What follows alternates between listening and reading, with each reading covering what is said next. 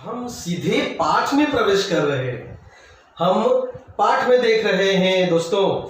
तो हर विद्यार्थी ध्यान देंगे कि प्रोफेसर रामीश और सहायक मतलब असिस्टेंट माधवन के जीवन के वे अद्भुत क्षण थे। यह प्रोफेसर रामीश और माधवन के अद्भुत क्षण एक दूसरों के असिस्टेंट है, यानी कि प्रोफेसर रामीश में इसके असिस्टेंट उसके सहायक प्रोफेसर माधवन है।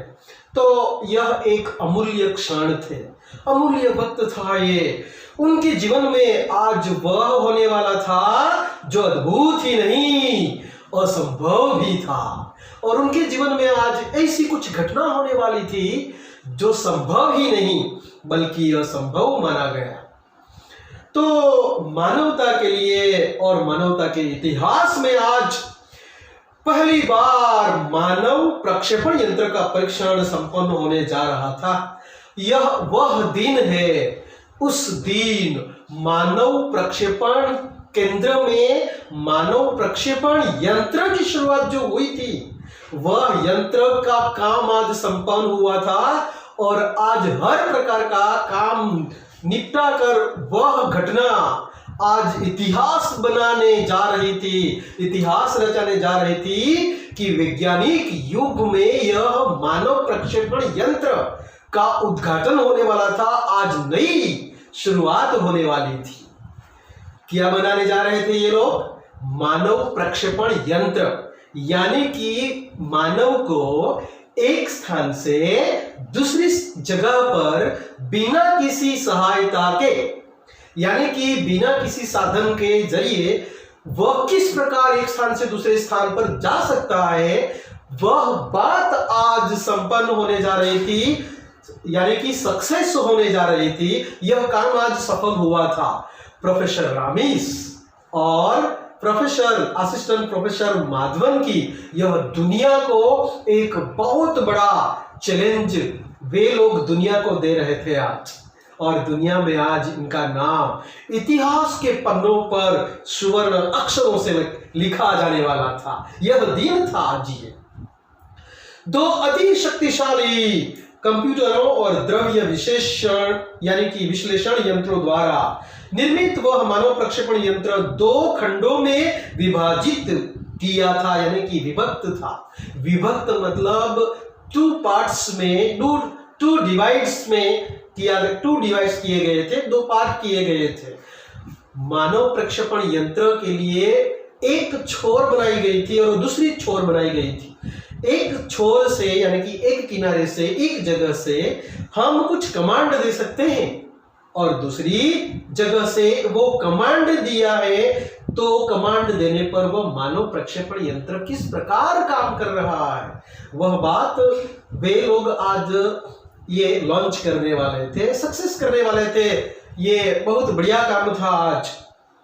और यंत्र का एक भाग प्रोफेसर की प्रयोगशाला में था, दूसरा भाग वहां से 500 मीटर दूर यानी कि आधा किलोमीटर 500 मीटर दूर स्थित माधवन के घर में स्थापित किया गया था। जहां Madhavan professor Madhavan assistant professor Madhavan थे, वहां एक यानी कि यंत्र का एक हिस्सा माधवन के घर पर था, और दूसरा मेन हिस्सा जो था वो प्रोफेसर रामीश के घर पर था।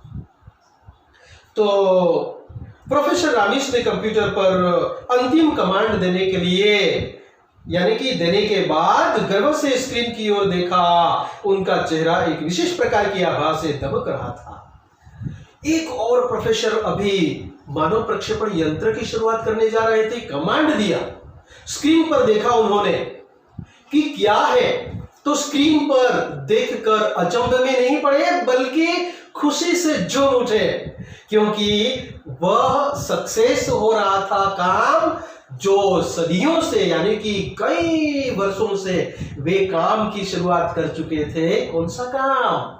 मानव प्रक्षेपण यंत्र आज मानव को बिना किसी साधन के जरिए एक स्थान से दूसरे स्थान पर भेजने वाले थे ये लोग, यानी कि ये एक्स किरणों की वजह से न्यूट्रॉन, इलेक्ट्रॉन, प्रोटॉन जो भी है उनकी किरणों की वजह से वे लोग एक स्थान से दूसरे स्थान पर एक किसी इंसान को भेजने वाले थे, और एकदम स्क्रीन पर जो सूचना आई थी, जो दृश्य देखा, तो प्रोफेसर रामिस खुशी से फूला न समाये, यानी कि बहुत खुश हो गए।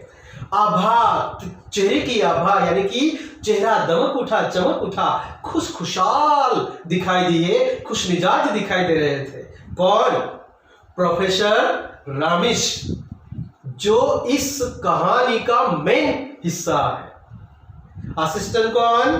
प्रोफेसर माधवन। ठीक है, तो कुछ ही पलों में कंप्यूटर ने प्रोसेस रेडी का ये सिग्नल दिया था, और थोड़े ही समय में स्क्रीन पर प्रोफेसर ने जो स्क्रीन ऑन किया कंप्यूटर का, उस पर सिग्नल मिला कि ये अब रेडी हो रहा है, यह प्रक्षेपण यंत्र की शुरुआत हो रही है और ये उड़ने की तैयारी में है। वह बात स्क्रीन पर आई थी, इसीलिए प्रोफेसर रामिस खुशी से झूम उठे थे।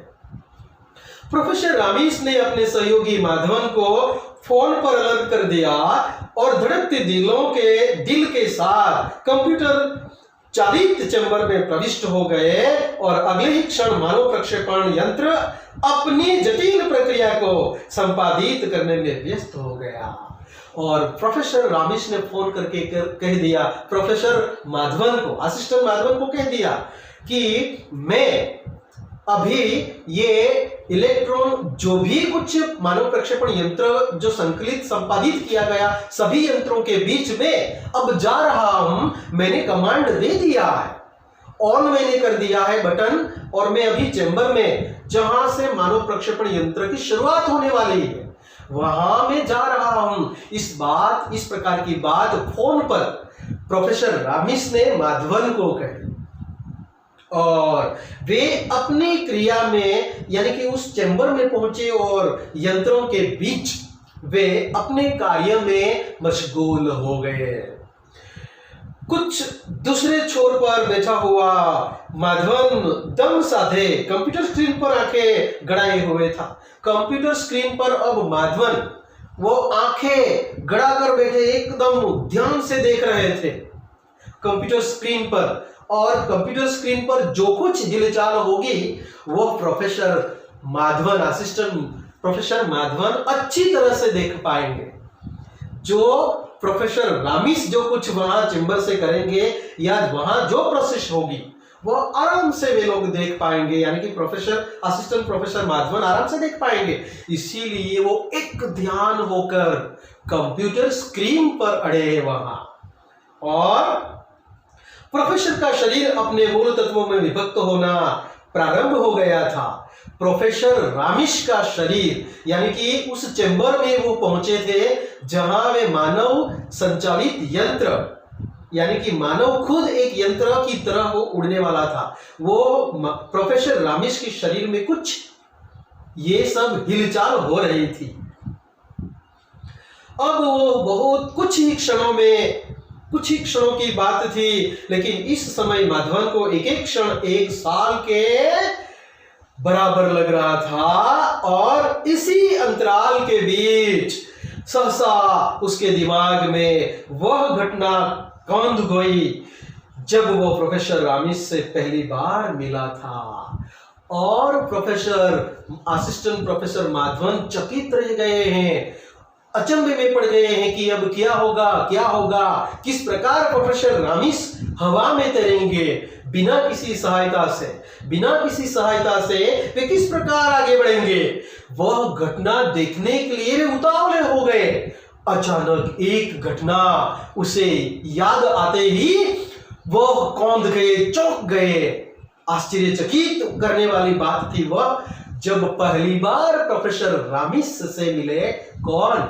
माधवन मिले थे, और प्रोफेसर रामिस ने जो बात बताई थी वह बात उन्हें आज याद आ गई, और वह बात को देखने के लिए आंखें गड़ाए वे कंप्यूटर स्क्रीन पर देख रहे हैं सभी प्रकार की हिलचाल। कौन? प्रोफेसर माधवन। वह एक ऐसा ही गर्म दिन था, यानी कि गर्मियों के दिन थे, और जब वो प्रोफेसर रामीस के जिगरी दोस्त आनंद मेहता का सिफारिश पत्र लेकर पहली बार उनकी लैब में पहुंचा, कौन? Professor assistant professor Madhavan first time अपने मित्र यानी कि प्रोफेसर रामीस के मित्र आनंद मेहता का वो सिफारिश वाला लेटर लेकर माधवन पहली बार प्रोफेसर रामीस के चैम्बर में प्रवेश किए थे।